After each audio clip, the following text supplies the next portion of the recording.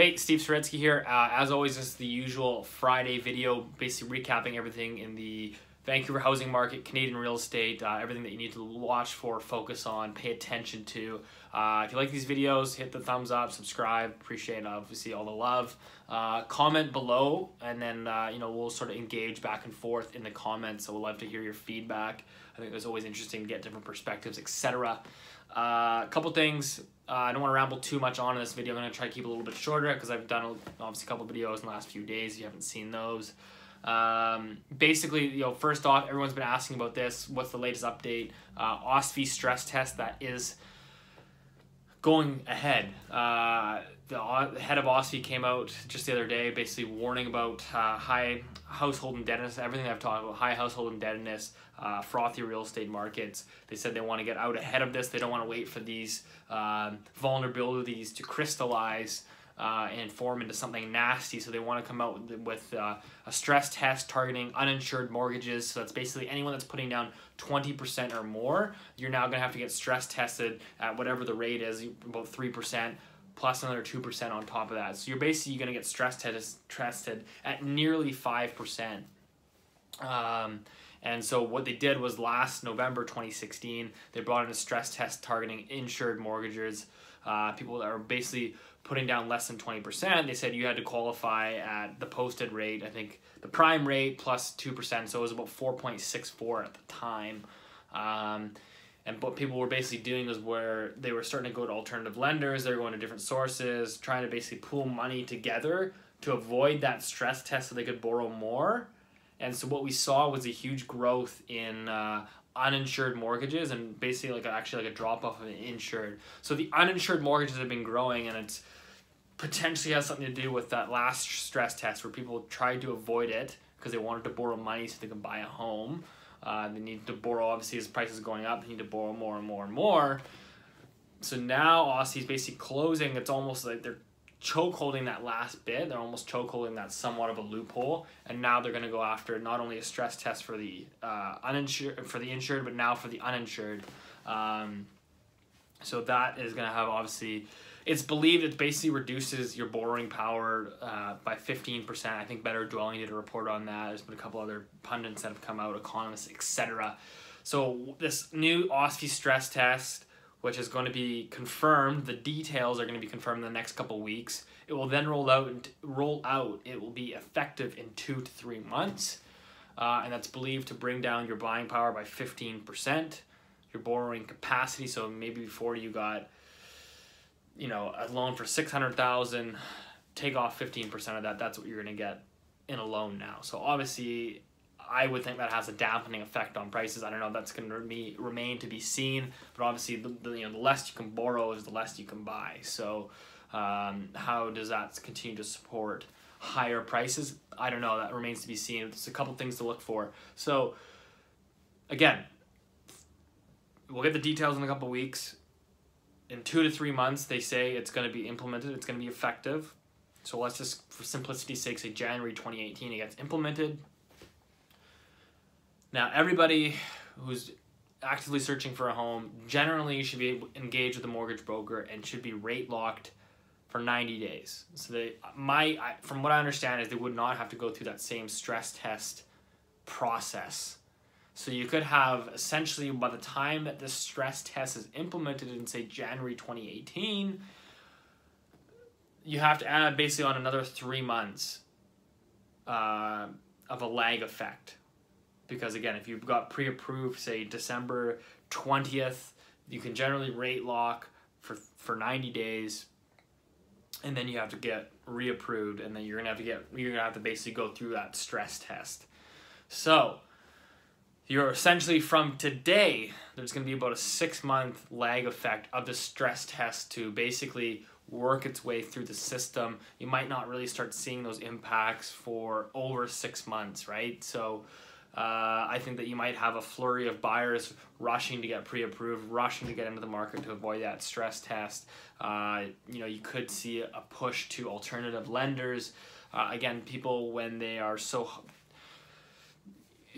not rationally thinking and just we want a house, whatever the cost is, no matter what, got to get in, is they're going to go to these alternative lenders and they're going to pay, you know, 6, 7, 8% to get a loan just to get into the market. So I think that you'll see a little bit of an uptick in that. Obviously, that's a little bit concerning. I mean, anyways, that's the deal with the OSFI stress test. I know a lot of people have been asking. I think it is substantial. I think it's obviously more significant than a Bank of Canada, you know, 25%, 25 basis point hike. I don't think we'll see another one of those this year. We might see one more in December. I don't know. But OSFI stress test is a go. And then quickly jumping into the pre-sale market. This is something that I've been harping on for a long time.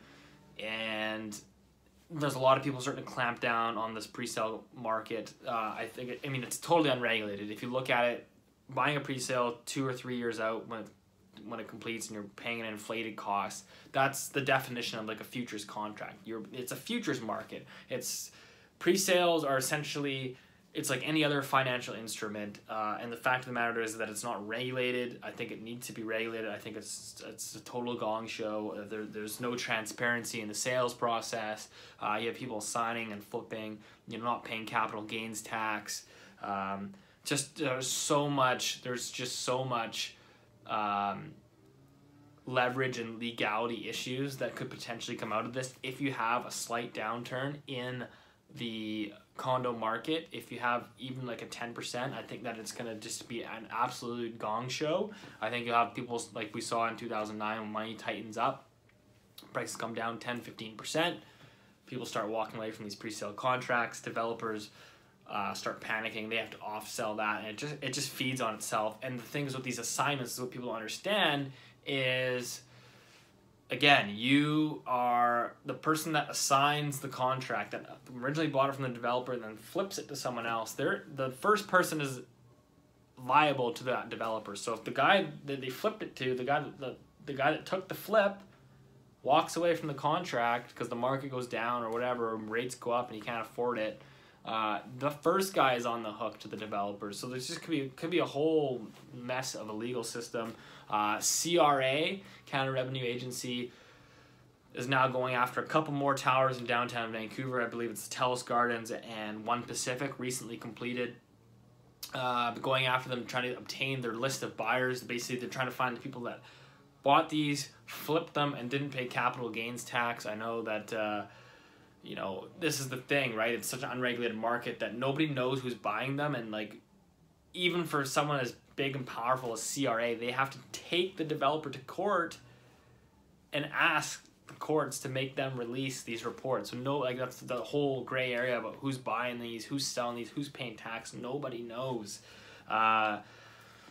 And now, you know, obviously a lot of the speculation about them being sold offshore. I mean, we've seen tons of evidence of that. I think it's quite well known, particularly the more prominent buildings.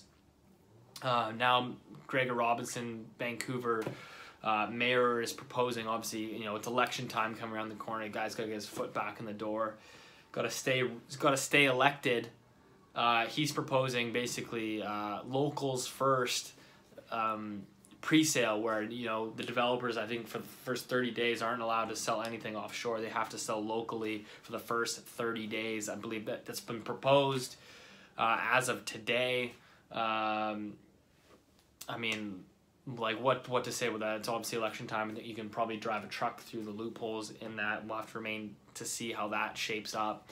Another thing to add on is that one of the builders in downtown Vancouver is now, generally when you flip a contract, it's a 1.5% assignment fee.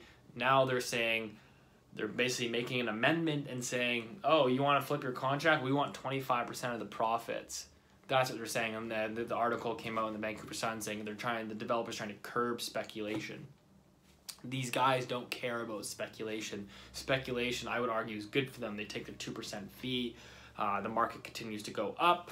As long as prices are going up, these developments are A-okay. It's good for them. You cannot, as a builder, and you're midway through a project, you can't have prices coming down 5-10%. That is, like I just explained earlier, that is a huge problem. So this 25% cut that they're taking has nothing to do with them curbing speculation. If you look at, again, I go in the description below. I put a link to this. If you look at rising building costs are on the rise with inflation right now. So it's just it's just a way to tap into the profits that they basically are missing out, and they need to keep funding these projects. That's what's going on there. And just to quickly touch on that, and then I'm going to end this video. Again, I've talked about this. I just went on the radio on CKNW about this. They're asking, oh, like, don't you think this is great what Gregor Robertson's doing? Locals first for these pre-sales. I think it's a very noble thought. It's a very noble idea. Let's just say there's no loopholes. I just don't understand why people want these pre-sales at the prices that these developers are charging. I think that I genuinely believe it's a terrible investment. You're paying, on average, about a 25 to 30% premium to buy a building that is not completed. You do not know the quality of the construction. You don't know where the market's going to be in 3 years. You don't know where the mortgage rates are going to be in 3 years. You, the buyer, are taking on a huge amount of risk, and you're paying for it. You're paying to take on the risk. Generally, you get paid to take on risk. There's risk involved. You take that risk. You are paying to take the risk. It's totally backwards. Like, I just think that people aren't sitting down and rationally thinking about these pre-sale markets. Generally, in a balanced market, in a normal market, the developer, because you're buying 3 years out, they offer you incentives. You say, hey, come in, and it takes a little bit of time to sell these units. Come in, buy it, we'll give you a couple upgrades on finishings, etc. And they'll generally, like, they used to sell at basically market value, at today's value. Now they're charging you a 30% premium, and people are paying it. So here's my issue. Is, again, I'm going to keep going back to this example, but you can take this and apply it to any other area. It's essentially the same. You can buy in Mount Pleasant today in a 2, 3, 4-year-old building for $1,100 a square foot. Now, you can say that's too high, you can say it's too low. It's $1,100 a square foot to buy in basically a new unit. 2 or 3 years old, it's basically brand new. And you know the quality of the construction, you can walk through it, you can look at it, it's tangible. Now, a pre-sale today in the same area, just right next door, is going for $1,400 a square foot. So it's basically a 30% premium. You're paying a 30% premium, and it's not going to be, let's say it's finished in 3 years. So the market now needs to go up 10%, 10%, 10% for the next 3 years. Again, obviously we've been on a phenomenal run, and it's very possible that prices could go up 30% so when your condo unit hits the market, it's worth what you paid for it. But so what's the upside? The upside is, okay, the condo goes up 30% and you sell at market value. So you basically, it's like a wash, 30%. Now what's the downside? Let's say the market flatlines. Well, let's just say it only goes up 10%. Now what? You're stuck with an overpriced unit. We've just had, I need to put this in context, we've basically had 60% price growth over the last 2 years. You've had 30% price increases over the last 2 years. I think anytime you have that kind of price increase that is so far from reality that you're due for some sort of pullback. Again, you just have to look, Bank of Canada hiking interest rates, OSFI stress tests, new NDP government, all this stuff that's coming in. You're in the longest bull market cycle, your second longest bull market cycle, second longest period without a recession. So again, I don't know what's going to happen. I don't know where the prices are going to be in 3 years, but you just have to put all those in context and say, what is the downside? Where are prices going to be in 3 years? I don't know. They could be up. They could be down. But the upside, I just look in this situation as your downside is so much greater than your upside. Like, even as a hypothetical, if prices flatline, then what? You're stuck with an overpriced unit. We don't know what interest rates are going to be. You have to get, even though you're getting approved for your financing today, you're getting pre-approved, you have to get reapproved in 3 years. So if the market doesn't go up and the bank says, no, that unit's overpriced, we're not giving you the full loan for it, then you have to come up with that money. Or if interest rates are higher and all of a sudden you can't afford the payments, what do? You have to try to offload that. What's the market for that? So again, you're taking on massive risk. I almost say, if truly there's a large amount being sold offshore, which I point to plenty of evidence, I think it's quite well known that a lot of them are being sold offshore.